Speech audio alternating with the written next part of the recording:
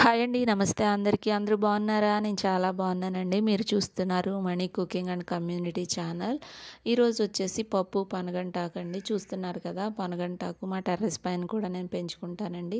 అలాగే ఇదైతే మార్కెట్ నుంచి తీసుకొచ్చాను. కొంచెం ఇదైతే ఇంకా చూస్తున్నారు కదా. ఇంకా పనగంటాకులో చాలా మంచిదండి. మన కళ్ళ ప్రాబ్లంతో బాధపడే వాళ్ళు పనగంటాకు తీసుకోవడం చాలా మంచిది.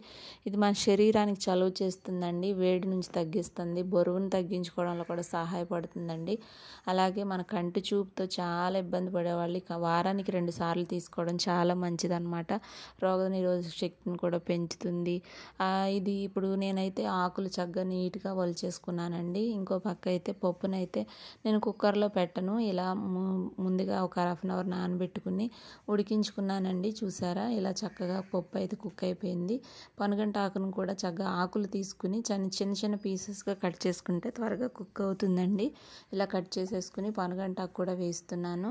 ఇందులోనే ఆనియన్స్ కూడా వేసాను, అలాగే పచ్చిమిర్చి వేసానండి. ఇవన్నీ ఒకసారి అలా కలిపేసుకుని ఒక 10 నిమిషాలు కుక్ చేసుకోవాలన్నమాట. ఇందులోనే ఉల్లిపాయ కొంచెం ఫ్రై అయిన తర్వాత, కుక్ అయిన తర్వాత ఇందులోనే కారం అలాగే కొంచెం పసుపు కూడా యాడ్ చేసుకుని ఒక 10 మినిట్స్ అయితే ఇలా ఉడికించుకోవాలండి. ఇవన్నీ మంచిగా కలిసే వరకు అయితే కొంచెం దగ్గర పడే వరకు కుక్ చేసుకోవాలి. పనగంటాకు త్వరగానే కుక్ అవుతుందండి.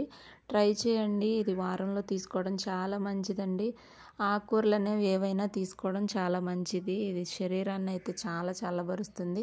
చూసారా, ఇప్పుడైతే నేనైతే టమాటా వేసుకోవచ్చు, అలాగే నేనైతే వేయలేదండి. ఇంకా ఆమ్చూర్ పౌడర్ అయితే వేస్తున్నాను, చింతపండుకు బదులు. చింతపండు వేయిపోయిన ఆమ్చూర్ పౌడర్తో పులుపు అనేది వస్తుంది, చాలా బాగుంటుందండి. ఇలా ట్రై చేసి చూడండి.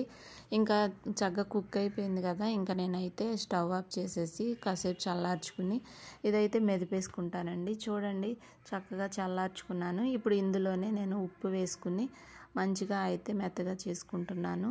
ఒకసారి రుబ్బేసుకుంటే ఇంకా పప్పు అయితే రెడీ అయిపోతుంది. ఇప్పుడైతే ప్యాన్ పెట్టి స్టవ్ వెలిగించుకుని ప్యాన్ పెట్టుకుని అందులో ఆయిల్ వేసుకుని ఇంకా ఎండుమిర్చి, పోపు దినుసులు, కరివేపాకు, అలాగే కొంచెం ఇంగువ, దంచిన వెల్లుల్లి ఇవన్నీ వేసి అయితే నేను పోపు పెట్టుకుంటానండి. ఇంకా ఫైనల్గా కరివేపాకు కూడా వేసుకుని పోపు పెట్టుకుంటే టేస్టీ పప్పు అయితే రెడీ అనమాట. ఇంకా మా పిల్లలకి నచ్చిన పప్పు అని చెప్పొచ్చండి. ఇంకా ఇంతేనండి వీడియో కనుక నచ్చితే ప్లీజ్ అండి లైక్ చేసి, షేర్ చేసి, కామెంట్ చేయండి.